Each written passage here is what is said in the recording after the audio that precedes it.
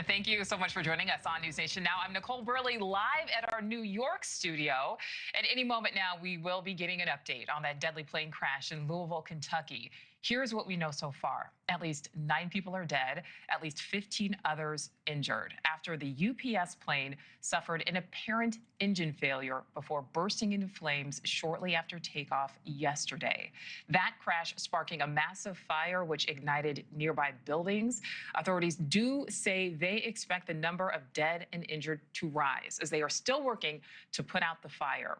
Here's Kentucky's Governor Andy Beshear speaking just moments ago. National Transportation Safety Board should have arrived, and I believe they have in Louisville. They will be the lead in the investigation, and they'll be the primary source on any questions of causation moving forward.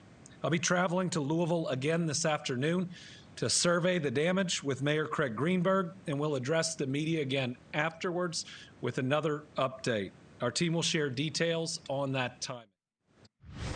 All right, NewsNation's Alex Caprariello is live for us in Louisville with the very latest. And Alex, this is expected to get worse.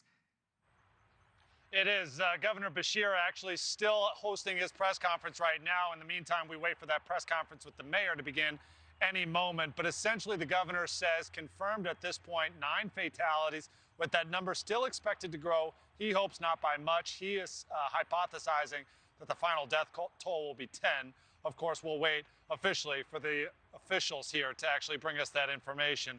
Still, people in the hospital as well, at least 2 people in the ICU in critical condition, and you can tell why. Take a look at the videos that have been pouring into our newsroom of the moment this actually crashed, some of them coming from the owner of Kentucky Parts and Services, who shared exactly what it was like to be essentially maybe a football field away from when that crash actually happened, the explosion going off in his face. He said he'd never felt or heard an explosion that big. The power and the heat from those flames essentially burning him from such a distance, the smoke plume traveling the length of several city blocks, something that he could not even fathom in his wildest dreams. And there it was unfolding right in front of him and his business. Right now, the governor of Kentucky declaring the state of emergency. That's going to free up some much needed funds for the families that have been impacted.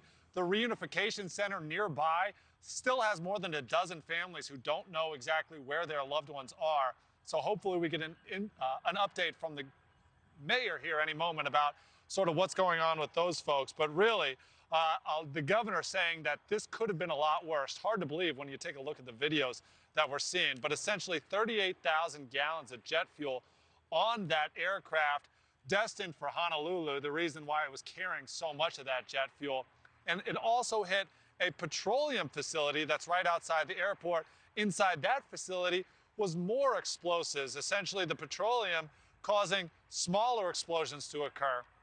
Again, part of the reason why we saw such a devastating impact. But the governor saying that those tankers of petroleum performed in the way that they were intended to when a catastrophe like this happens, essentially igniting the off switch, preventing them from exploding even further. And thankfully also, the 2 businesses that were hit are not that densely populated. So most certainly a tragedy that is looking to be in the double digits, but it could have been a lot worse, Nicole. All right, Alex Caprariello live for us there in Louisville. Alex, thank you. Thank you for watching. Subscribe below and download our NewsNation app right now on your phone, and you will get fact-based, unbiased news for all Americans.